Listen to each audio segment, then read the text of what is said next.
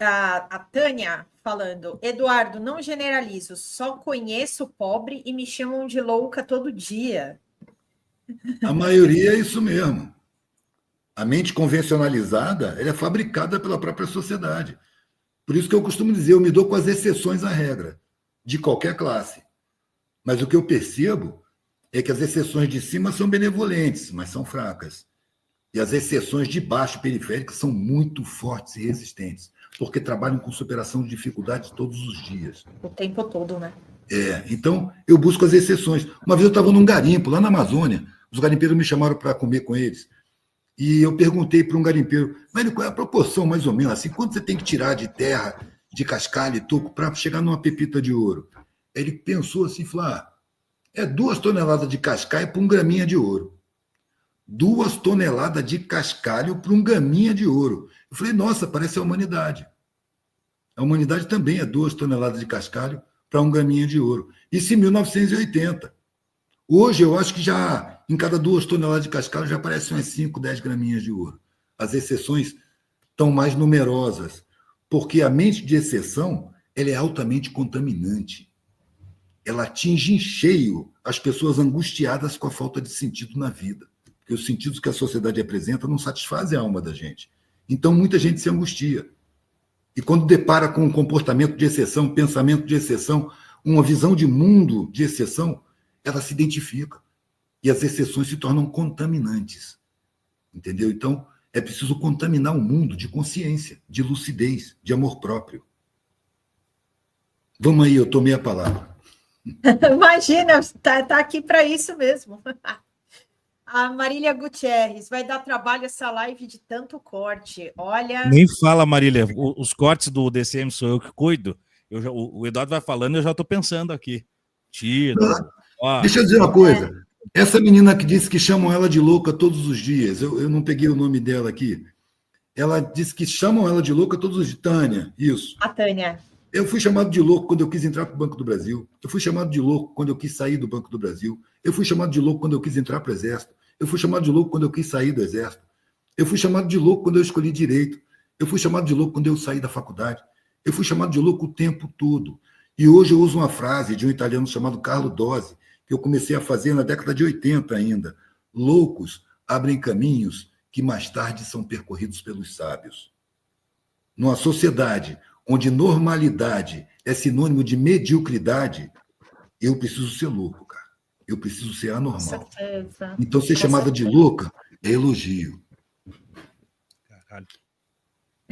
Eduardo, você é diferente. Pessoal falando aqui. A Danúbia Lima Guerreiro. Você é corajoso, Eduardo. Inspirado em você, continuo repartindo o que tenho e ninguém mais vai me obrigar a fazer diferente. Aqui, não, mas eu não me sinto corajoso. O que me moveu foi o medo. O medo de ter uma vida medíocre. Chegar na porta da morte, olhar para trás e falar que merda eu fiz com a minha vida, cara, que mediocridade, que mesquinharia. Esse era o meu medo.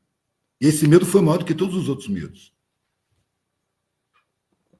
Aqui o Carlos Speber também falando, muito corajoso, muito claro, fantástico. A Leonilda Xavier da Costa, parabéns, sou sua fã há muitos anos.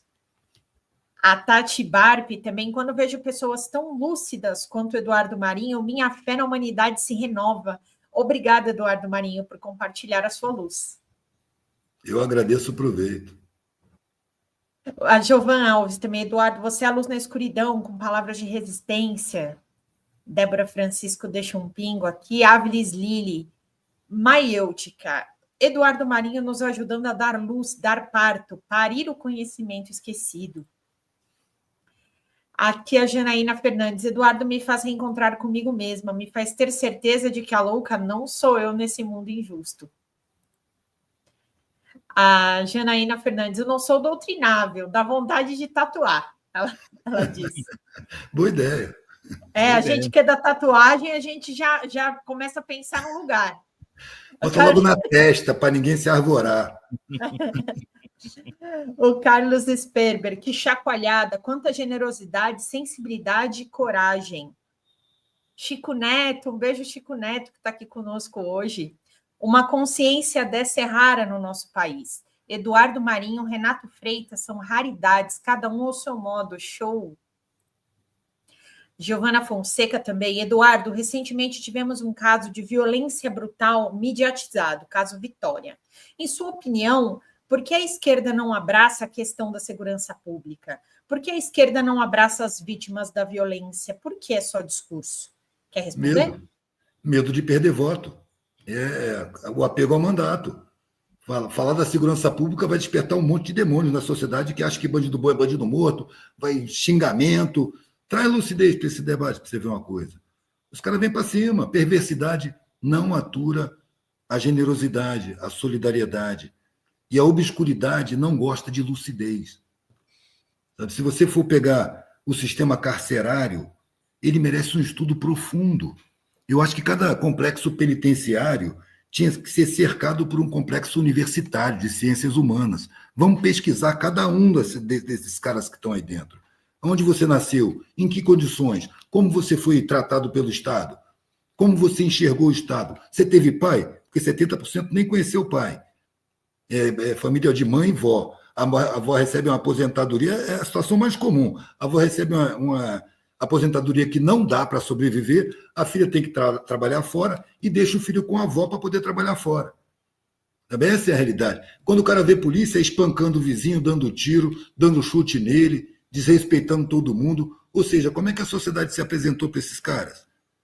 Se você fizer um levantamento na população carcerária, que já está nos 800 mil, nosso modelo é os Estados Unidos, que já tem 2,5 milhões de presos.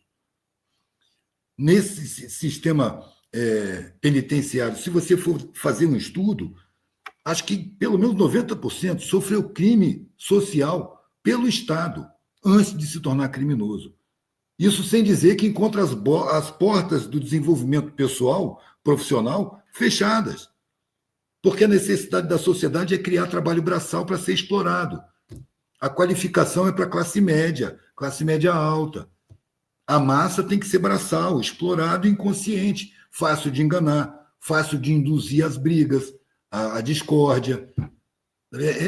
Então, o sistema penitenciário é um retrato da sociedade, só que é mantido no escuro. E você treina as forças de segurança para odiar os criminosos como se eles não fossem, antes de criminosos, vítimas da própria sociedade. O cara rouba uma galinha, vai em cana. Lá na cadeia ele não vai ser respeitado porque ele roubou galinha, ele vai ter que matar alguém, vai ter que arrancar uma cabeça para ganhar respeito. Ele entra no sistema penitenciário e piora. É no sistema penitenciário que as organizações criminosas vão buscar mão de obra. E nas favelas, entre os adolescentes que estão impregnados pela publicidade de que eles não valem nada se não tiver uma roupa de marca, um cordão de ouro, algum tipo de ostentação de riqueza, mesmo na favela. E a sociedade nega condições para ele chegar nesse ponto. O crime oferece. E o trabalhador do crime, ele é o trabalhador ideal para o capitalismo, porque ele não tem direito trabalhista, se ele tomar um tiro não tem indenização, se ele for em cana pode ser abandonado porque eles mesmos vão se cuidar entre si, sabe? Não paga imposto de nada, não tem fiscalização nenhuma, propina é mais barato do que despesas oficiais. E os donos do crime organizado não estão em morro nenhum. Esse papo de Marcola, Fernandinho Pedramar, é mentira. Os donos do crime organizado não pegam arma, pegam telefone, fala línguas, viaja para o exterior, conhece o sistema financeiro para saber como conduzir o dinheiro para pagar armamento, para pagar droga em outro país, para transportar. Os donos são colarinho branco. Naquele livro do Zuenir Ventura, Cidade Partida, ele entrevista o Fábio Negão, o chefe do tráfico em Vigário Geral. Cara, a entrevista é sintomática, recomendo a leitura. Que o cara vai cercando e fala, mas tem gente que ganha mais do que você, a quem você presta conta? Ah, tem. Quem é? Não, já disse que eu não posso dizer. Mas é gente graúda? É gente muito graúda. Tem político, empresário? Ele falou, tem de tudo. Então, esse realmente é o crime organizado? Eles são muito organizados mesmo. Ou seja, o que a mídia mostra para a gente como tráfico é a linha de frente, são os camelôs do tráfico. E os gerentes dos camelôs são mostrados como os chefões, e não são. O crime organizado, ele tem participação do Estado. ele tem vinculações com altos cargos do Estado. Tem um apoio total dos bancos, porque é um dinheiro em grande volume e sem interferência do Estado. Então, os grandes estão por trás do crime organizado, mas para o público é mostrado que o crime está no preto, no pobre, no periférico, no nordestino pobre, no favelado.